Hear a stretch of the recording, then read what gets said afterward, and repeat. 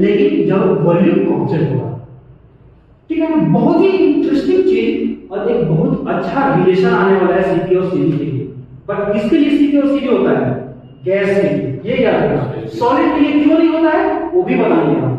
यहाँ पे देखो, ये तो स्टार्टिंग से देखते जाओ, जैसे बूंद बूंद तालाब भरता है ना, वैसे ही तुम एक बार देखोगे तो समझ में आए कि एक बड़ा सा कंटेंट मिल गया है। अब देखो ना, एक कांस्टेंट वॉल्यूम बनाते हैं, एक कांस्टेंट प्रेशर बनाते हैं। ठीक है, अब यहाँ पे देखो, ये कंटेनर तुमको दिख रहा है, कंटेनर दिखा, क्या इसके वॉल्यूम के साथ कोई खिलवाड़ कर सकते हैं? कोई खिलवाड़ नहीं कर सकते हैं इसको। ठीक है, यानी ये एग्जांपल हो गया वॉल्यूम कांस्टेंट का, वॉल्यूम कांस्टेंट का। ये एक कंटेनर है, कंटेनर है, ये एग्जांपल हो गया वॉल्यूम कांस्टेंट का। इसके अंदर ना गैस भरा हुआ है, इसके अंदर क्या भरा हुआ है? गैस भरा हुआ है। अब यहाँ पे देखो, अब यहाँ पे देखो, यहाँ पे गैस भरा हुआ है। ठीक है, अब दूसरा एग्जांपल लेते हैं। एग्जांपल कुछ इस तरीका से है, एग्जांपल कुछ इस तरीका से है कि जैसे ना ये वाला सिलेंडर था और ये वाला पिस्टन है, ये वाला सिलेंडर था, ये वाला पिस्टन है। अब इसमें क्या होगा? इसमें भी जस्ट वही चीज भरा हुआ है। क्या भरा हुआ है? गैस। ध्यान से समझियो, ध्यान से, एकदम ध्यान से समझना। ये भी है गैस और ये भी गैस है। समझ में आ रहा है? आ रहा है?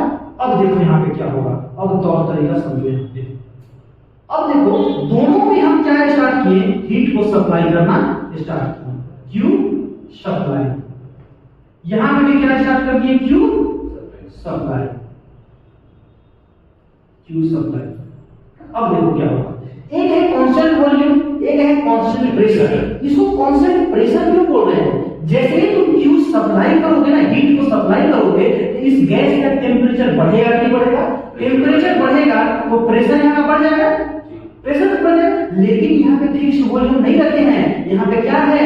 ये मेरा पिस्टन है। अगर टेम्परेचर बढ़ने के कारण अगर प्रेशर बढ़ता है तो ये प्रेशराइज करेगा यहाँ ऐसे करके। चलो रेड पेन से इसको बना देते हैं, प्रेशराइज करेगा ऐसे करके। और ये अगर प्रेशराइज करेगा तो ये पिस्टन कहाँ थोड़ा सा ऊपर उठने की कोशिश करेगा और इसका वॉल्यूम इंक्रीज कर जाएगा। अगर इसका वॉल्यूम इंक्रीज कर जाएगा, यहाँ का वॉल्यूम इंक्रीज कर जाएगा, मतलब इस मेरा प्रेशर कांस्टेंट रहेगा। ठीक है, वॉल्यूम इंक्रीज करेगा तो प्रेशर कांस्टेंट रहेगा। ठीक है, तो यहाँ पे ये वाला डायग्राम है और यहाँ पे ये वाला डायग्राम है। दोनों डायग्राम समझ गए कहाँ पे क्या हो रहा है घटना? अब देखो यहाँ पे, अब देखो यहाँ पे हो क्या रहा है कि एक है कांस्टेंट प्रेशर पे और एक है कांस्टेंट वॉल्यूम पे। हम लोग को क्या करना है ना, दोनों के बीच में रिलेशन निकालना है कि सीपी और सीडी के बीच में रिलेशन क्या होगा। रिलेशन कुछ इस तरीके से निकालेंगे कि है क्या, इसका डेफिनेशन पे सबसे पहले ध्यान दो। ये है heat capacity at constant volume, मतलब ये है हीट ट्रांसफर। तब मास 1 kg है और डेल्टा T 1 डिग्री सेंटीग्रेड है एट कांस्टेंट वॉल्यूम, मतलब कि वॉल्यूम कांस्टेंट है, इसका टेम्परेचर चेंज हो रहा है कितना डिग्री सेंटीग्रेड से? डेल्टा T डिग्री सेंटीग्रेड से। मान लो कि यहाँ पे 1 डिग्री सेंटीग्रेड से टेम्परेचर चेंज हो रहा है और इसमें ना 1 ही केजी मास है। ठीक है, इसमें 1 डिग्री सेंटीग्रेड है और इसमें मास कितना है? 1 केजी है। तो मान लो उसमें ना, मान लो कि 100 किलो जूल ऑफ हीट लग रहा है। हम मान लीजिए कि 1 डिग्री सेंटीग्रेड को चेंज होने में डेल्टा टी इस गैस के 1 डिग्री सेंटीग्रेड को चेंज होने में, अगर यहाँ पे मास गैस का 1 केजी है तो हीट ट्रांसफर कितना आ रहा है? 100 किलो जूल। ठीक है, मान लीजिए। अब ना यही चीज यहाँ पे देखो, यहाँ पे क्या हो रहा है कि जैसे जैसे तुम हीट यहाँ सप्लाई करते जाओगे ना, जैसे जैसे हीट को सप्लाई करते जाओगे, यहाँ का टेम्परेचर बढ़ जाएगा। टेम्परेचर बढ़ने के कारण प्रेशर बढ़ेगा, तो प्रेशर बढ़ने के कारण ये वाला पिस्टन को क्या हो जाएगा? पिस्टन ऊपर उठने लगेगा। प्रेशर होने के कारण पिस्टन ऊपर उठ जाएगा तो वॉल्यूम इंक्रीज कर जाएगा। वॉल्यूम क्या हो जाएगा? इंक्रीज कर जाएगा। और जैसे ही वॉल्यूम इंक्रीज करेगा तो प्रेशर कांस्टेंट हो जाएगा। हमको तो प्रेशर कांस्टेंट ही रखना है ना, ये और इसको हमको वॉल्यूम कांस्टेंट रखना है, इसको प्रेशर कांस्टेंट रखना है। इसको वॉल्यूम कांस्टेंट करना है और इसको क्या रखना है? प्रेशर कांस्टेंट करना है। हमको तो रखना था प्रेशर कांस्टेंट, इंक्रीज हो रहा था, वॉल्यूम बढ़ गया तो प्रेशर फिर से कांस्टेंट हो गया। अब बताओ तो सबसे पहला बात, इसमें जब वॉल्यूम इंक्रीज करेगा तो एटम और एटम के बीच में एटम और एटम के बीच में डिस्टेंस, एटम और एटम के बीच में डिस्टेंस बढ़ेगा कि नहीं बढ़ेगा? बढ़ेगा। यानी जो तुम हीट सप्लाई करोगे, यानी जो तुम हीट इसमें सप्लाई करोगे, यानी जो तुम हीट इसमें सप्लाई करोगे वो ट्रांसफर होने में थोड़ा लेट लगेगा कि नहीं? क्योंकि वो तक नजदीक नहीं कर रहा है एटम, तो थोड़ा सा टाइम लगेगा, यानी तुमको ज्यादा हीट सप्लाई करना पड़ेगा।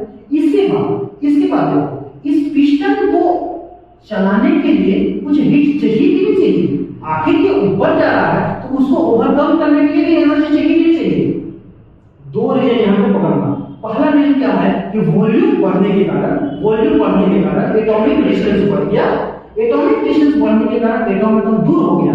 जब एटम दूर हो गया, एटॉमिक डिस्टेंस बढ़ने के कारण एटम दूर हो गया, तो उसको ना हीट सप्लाई जल्दी नहीं हो पा रहा है।